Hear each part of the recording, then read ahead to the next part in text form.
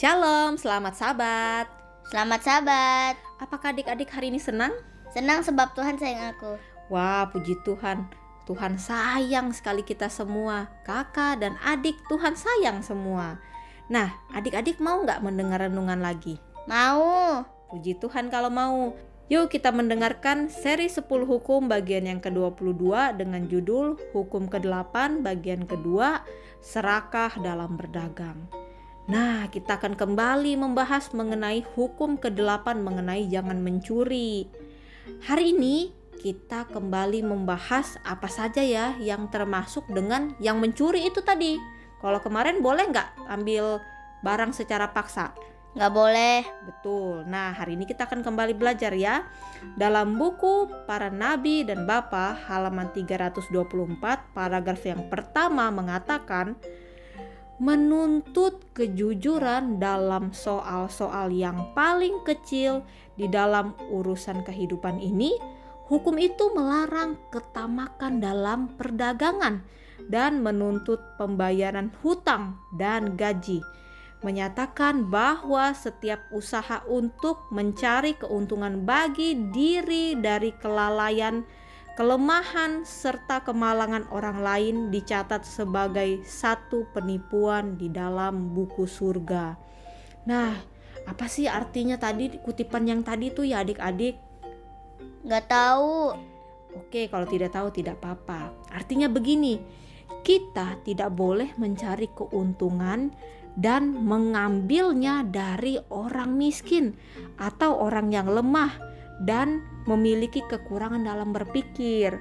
Jadi dari hukum ke-8 menyatakan kita tidak boleh mencari keuntungan bagi diri kita sendiri dengan tamak atau serakah.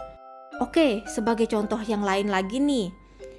Kita misalnya seorang pedagang atau kita lagi berjualan barang ini. Kemudian ada seorang yang tidak bisa membaca. Lalu kita menjual barang dengan harga yang mahal karena dia tidak bisa membaca harga yang tertera. Nah, itu juga kita sudah melakukan tindak penipuan atau juga mencuri loh. Kira-kira Tuhan suka nggak ya dengan hal-hal yang seperti itu adik-adik? Nggak suka. Iya, tentu saja.